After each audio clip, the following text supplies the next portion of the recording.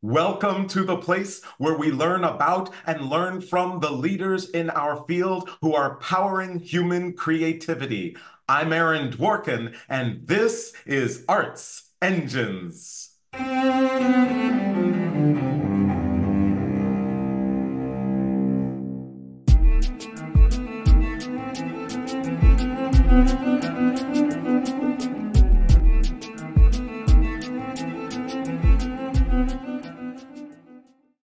Thanks again for joining me here on Arts Engines. Today's guest is Loki Karuna, who serves as Director of Artist Equity for the American Composers Orchestra. Loki, welcome to the show. Thank you, Aaron. Thanks so much for having me. So I am so excited to talk to you. I have had the honor and benefit to be able to know you for so long and see your impact in our field across the arts and especially media in the arts and the impact that you've had on so many in our community is obviously just incalculable. And I also want to talk about this wonderful role that you have with American Composers Orchestra, ACO, as many people say, and thought maybe that might be a good place to start. ACO is not only one of our great creative partners here, Sphinx has been able to partner them with some very exciting initiatives. But just thought for our audience, if you could just kind of share kind of just the breadth of the work of what ACO does. Sure. So, over the course of my career, my center pin has been expanding what people think about when they hear that phrase classical music. So, I've done it as a musician, as a radio host, as a content creator. So, when I had the opportunity to join the team at ACO, I was so excited because it's an organization that is perfectly aligned with my own personal missions. So, the American Composers Orchestra is indeed an orchestra based here in New York, but we're also an organization that works to reframe people's thinking around the orchestral experience. We do that through publishing, we do that through commissioning, and we do that through a number of composer advancement initiatives that I have the pleasure of managing in my role as the Director of Artist Equity.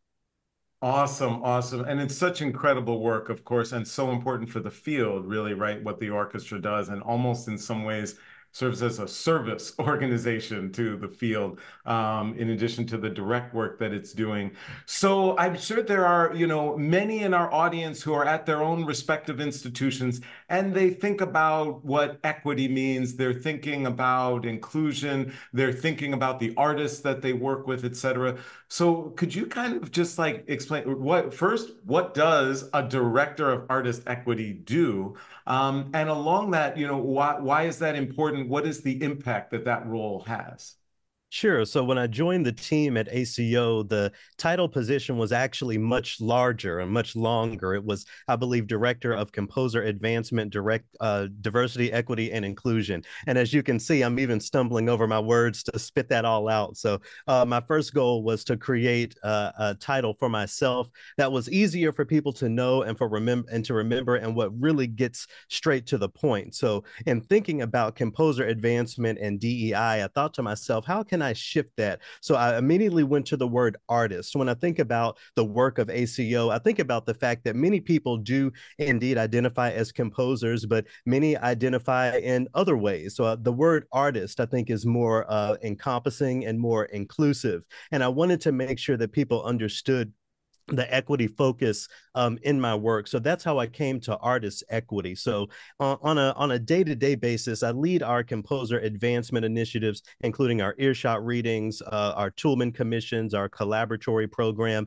But I do this through an equity lens, understanding who has been marginalized and what's really going to be the biggest benefit, not only to our participants, but to the entire field. So in short, the director of artist equity centers artists and centers equity simultaneously. That's absolutely awesome. And to kind of, broaden that out as you see it, right? That's the work that you're doing specifically with ACO.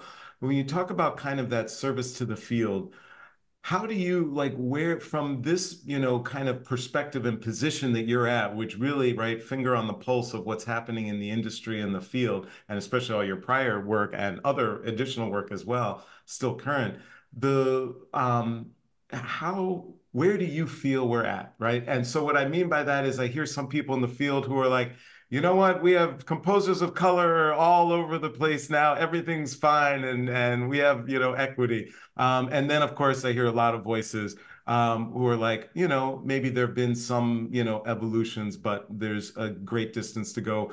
Where do you feel we're at, and what do you feel for anyone at their respective institutions who are watching? What should they either be thinking about or doing to kind of help this process?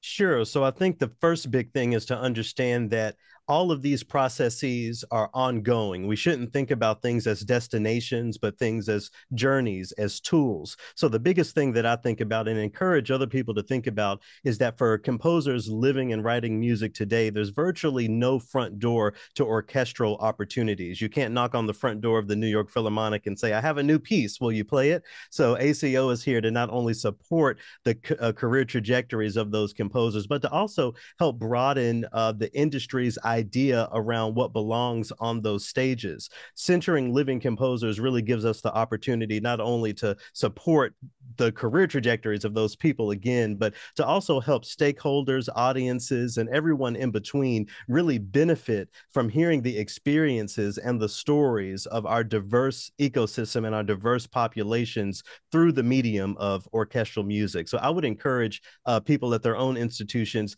to think about what are those deeply seated and fundamental challenges toward that broader perspective for everyone, and to do it in the best way you can. At ACO, we do that by connecting living composers to orchestras and creating as many opportunities for them and for audiences as we can. So if there's someone, out there who's at their respective, institution and they're like, as we look at, the repertoire, we're either performing or learning at an academic institution, um, and what we see is really not reflective of the full landscape, right, of who we are as a nation or in terms of as artists. And they're wondering where to start. So obviously they could look to ACO for examples and composers and works that are being performed. Anywhere else that you would suggest people go if they're like, we just don't know about these works, right? You hear that sometimes. We'd love to perform more diverse rap, but we don't know where it is, or we are unable to find it, or we don't know where the ones are that have been, previously performed. Any suggestions, guidelines for anyone who's thinking about that? Sure. So, generally speaking, when I'm looking for inspiration, I tend to go outside of the classical field. I think having that broader look is really important when we think about the ways that we can push our ecosystem forward. So, for example, if we look at what's going on in the news today, we can think about what are the activists doing and what are they thinking about and what is the music that surrounds that. And through that lens, I've personally been able to find for myself several composers who I wouldn't have found otherwise. So my biggest suggestion is to really look at community, take that word seriously. Community can be geographic, it can be many things, but really look at community, look at how community is engaging in the world, and identify ways for our field to really engage in those conversations. There are certainly composers in the mix, and we have the honor of platforming as many of them as our capacity allows. Awesome, awesome. And kind of a last thing on that note about just compositions, about music, about our role in society. How do you view it? And when someone says, what role do these composers have in social impact or in social movements or what's happening politically or environmentally or and other aspects in society? How do you describe or how do you view the role that music plays in our society? Yes, and I'm so sensitive to all of the various struggles and challenges that we have, as a broader world. But I think we have to see that music has always been a part of the movement. When I think about the prevalence of a song like "We Shall Overcome," I think about the movements and the actions that's been connected to historically. When we think about even punk music, soul music, country, folk music, I'm thinking about folks like Pete Seeger. They have always been there to support support the broader mission and the broader action of community. Now, with that said, our field of classical music, Western classical music, it doesn't necessarily have that same track record, but it's by no means too late. I think we will add value to the broader dialogues and to the broader challenges of our society by really finding those points of relevance, relevant connection, and really creating experiences that plant those seeds of liberation and freedom for all of us. Music has always had a role, and I think it's our responsibility to engage today's ecosystem, as the great Nina Simone once said.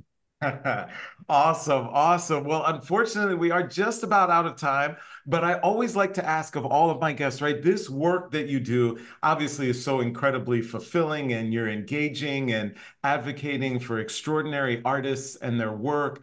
But there's got to be some tough days and days where it seems like there are certain obstacles that might be difficult to overcome. As a leader, as an administrative leader, are there solutions or mechanisms that you've come up with that you have found have helped you to be successful and to have a longevity of impact in the field? Sure. I think about just a few things that I can do to just recenter myself and help me understand the direction that I want to go personally and where I want to see the field. So the three bits of advice that I would give quickly is, number one, to have a personal mission. You know, my career has looked very diverse. I've done many different things within classical music, but that mission of broadening our perspectives has stood steady. So I would inspire people and ask people to really make sure that you're coming to your work not with just career trajectory goals, but a real life mission. I would also ask people to be flexible. The door to success is often broader than we're trained. When I was in school, success looked like becoming a bassoonist in a major orchestra, and I was lucky enough to achieve that, but there was so much more success. So I would encourage people to think about the flexibility around your idea of success. And then finally, we all have to be brave. The activists, the leaders, the change makers of the past who we celebrate aren't the ones who swam downstream or just went with the status quo. They're the ones that challenged the status quo. That requires some courage, that requires us to be brave. And those are the things that I think about on those really challenging days. My personal mission, the flexibility that I need to have to maintain my position and to also help the movement go forward, and the courage that's required to really be the change maker that I think we're all aspiring to be. Loki Karuna, you truly are one of the arts engines who is powering human creativity in our world. Thank you so much for everything that you do. Thank you for your leadership in the field. I hope I've been able to measure up, because I think you are one of the best hosts in our field, in the country, in the world. So hopefully I measured up. And thank you so much for being on the show. Thank you, Aaron. A pleasure as always.